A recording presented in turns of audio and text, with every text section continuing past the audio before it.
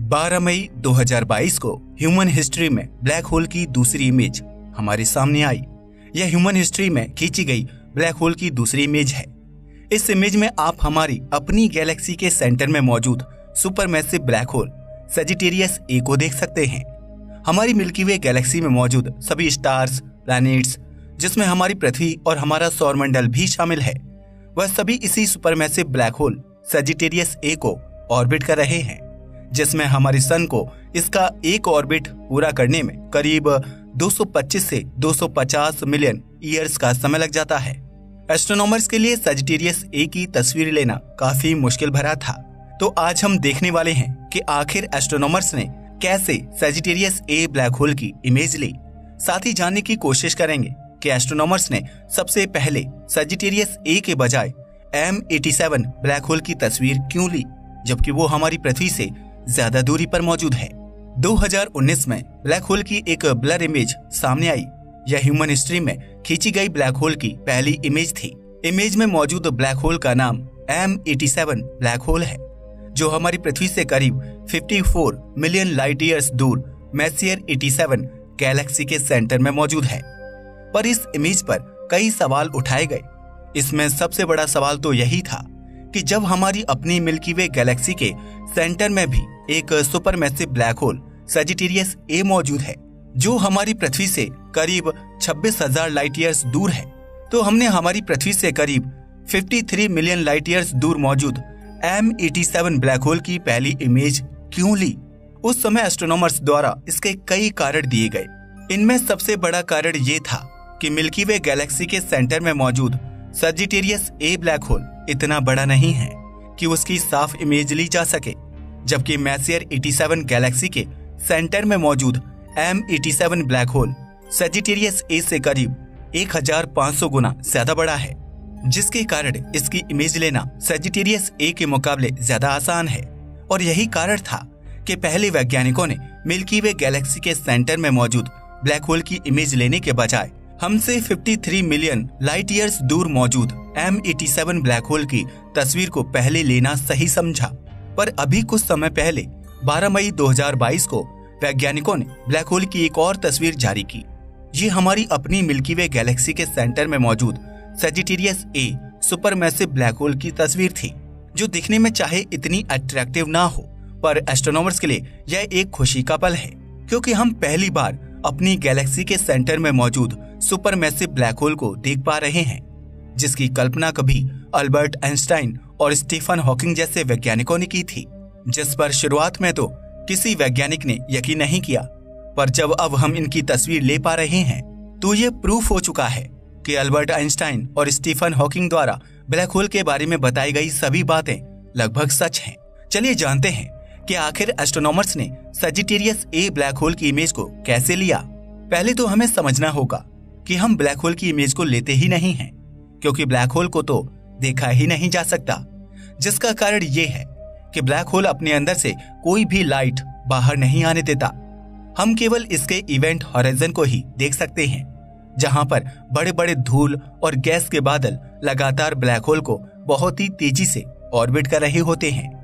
Event horizon के पास मौजूद इन धूल और गैस के बादलों की रफ्तार इतनी ज्यादा होती है कि उनमें मौजूद हाइड्रोजन और हीलियम गैस के एटम्स आपस में फ्रिक्शन के कारण उनमें लाइट एंड हीट एनर्जी निकलने लगती है, और इनसे निकलने वाली रेडियो वेव्स को हमारे टेलीस्कोप देख पाते हैं।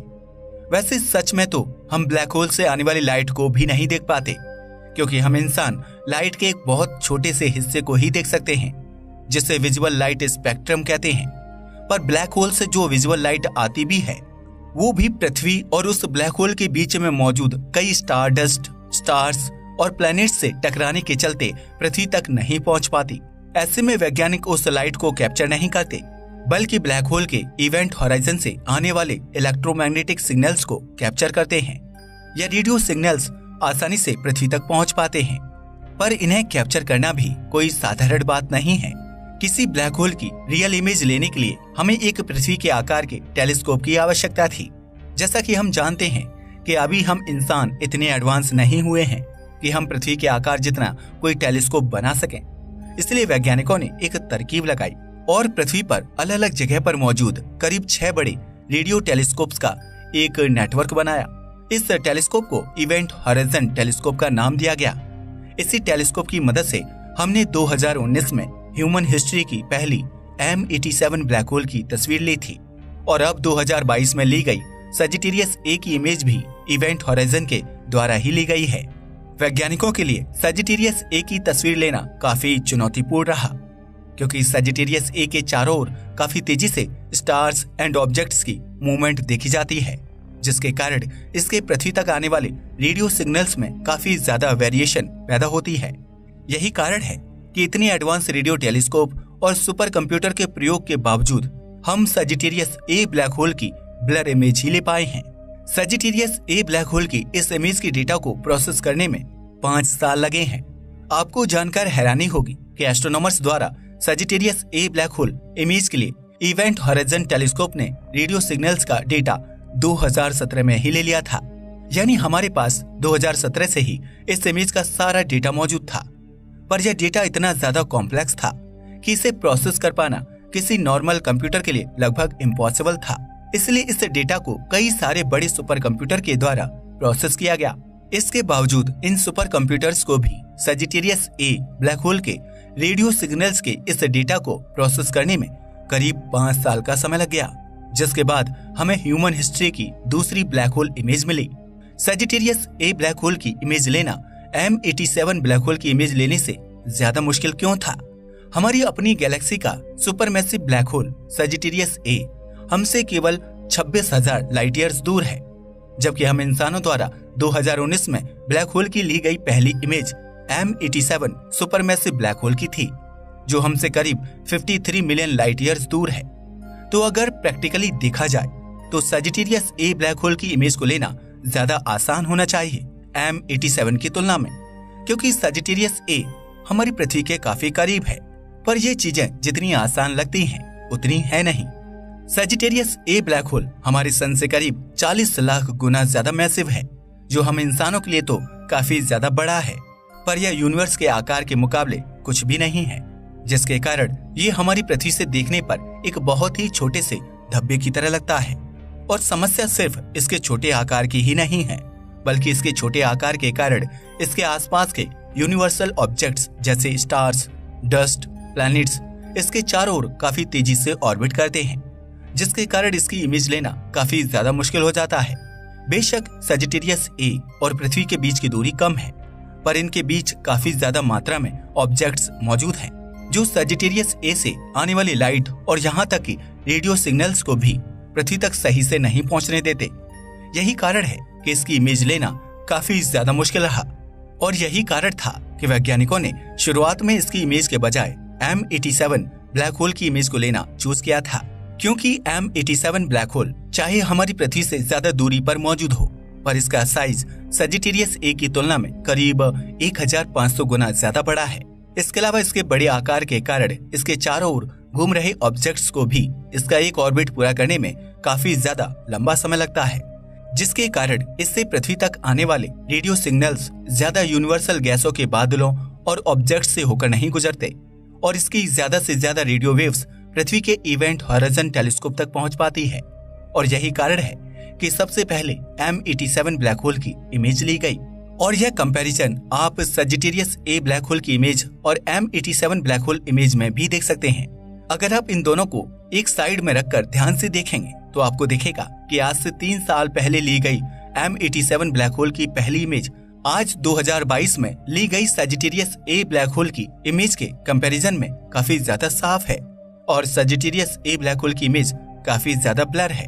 ब्लैक होल की ये इमेजेस आइंस्टाइन की थ्योरी ऑफ रिलेटिविटी को कैसे सही करती हैं? वैज्ञानिक आइंस्टाइन ने अपनी थ्योरी ऑफ रिलेटिविटी में बताया था कि ब्लैक होल एक ऐसा ऑब्जेक्ट है जिसकी ग्रेविटी यूनिवर्स में सबसे ज्यादा है और लाइट भी इससे बाहर नहीं निकल सकती। पर उस समय ज्यादातर वैज्ञानिकों ने उनकी बात पर यकीन नहीं किया था, जिसका सबसे बड़ा कारण ये था कि हमारे पास उस समय इन्हें देखने के लिए न तो कोई टेक्नोलॉजी मौजूद थी और न ही कोई प्रूफ, इसलिए उस समय इस बात पर ज्यादा ध्यान भी नहीं दिया जाता था। इसके बाद जब स्टीफन हॉकिंग ने भी ब्लैक होल के यूनिवर्स में होने की बात कही, तब लोगों ने इस बात को सीरियसली लेना शुरू किया। पर उस समय हम ब्लैक होल को मैथमेटिकली तो प्रूव कर सकते थे, पर हम यूनिवर्स में इन्हें देख नहीं सकते थे। इसलिए उस समय भी बहुत से एस्ट्रोनॉमर्स इनकी मौजूदगी पर सवाल उठाते थे। पर 2019 में ब्लैक होल की ली गई पहली इमेज ने अल्बर्ट आइंस्टाइन और स्टीफन हॉकिंग को सही साबित कर दिया और सजिटेरियस ए ब्लैक होल की तस्वीर ने हमें अपनी गैलेक्सी में मौजूद ब्लैक होल की भी तस्वीर दिखा दी। अब वैज्ञानिकों के पास ये सबूत है कि लगभग यूनिवर्स में मौजूद सभी गैलेक्सीज के बीच में एक सुपरमैसिव ब्लैक होल होता है, जो उस गैलेक्सी में मौजूद सभी ऑब्जेक्ट्स को अपने चारों ओर ऑर्बिट में घुमाता रहता है। क्या हमारी पृथ्वी को सजिटेरियस ए ब्लैक होल से खतरा है? तो हम आपको बता दें कि इसमें खतरे वाली कोई बात नहीं है, क्योंकि सजिटेरियस ए ब्लैक होल और हमारी पृथ्वी के बीच की दूरी काफी ज्यादा है। और जैसा कि हम जानते हैं कि जब तक कोई ऑब्जेक्ट ब्लैक होल के इवेंट हॉरिजन को पार नहीं करता, तब तक ब्लैक होल की ग्रेविटी उसी तरह काम करती है जैसे किसी स्टार की ग्रेविटी किसी प्लैनेट पर करती है। और यही कारण है कि हमारी गैलेक्सी के सेंटर में मौजूद सजिटेरियस ए ब्लैक होल की ग्रेविटी के कारण हमारी गैलेक्सी में मौजूद सभी ऑब्जेक्ट्स लगातार ऑर्बिट करते रहते हैं। यानी किसी गैलेक्सी के लिए एक सुपरमैसिव ब्लैक होल उसी तरह से है जैसे किसी सोलर सिस्टम में मौजूद कोई स्टार। आज के लिए बस इतना ही। वीडियो पसंद आया हो तो इसे लाइक और शेयर करें, साथ ही चैनल को भी सब्सक्राइब करें। जय हिंद दोस्तों।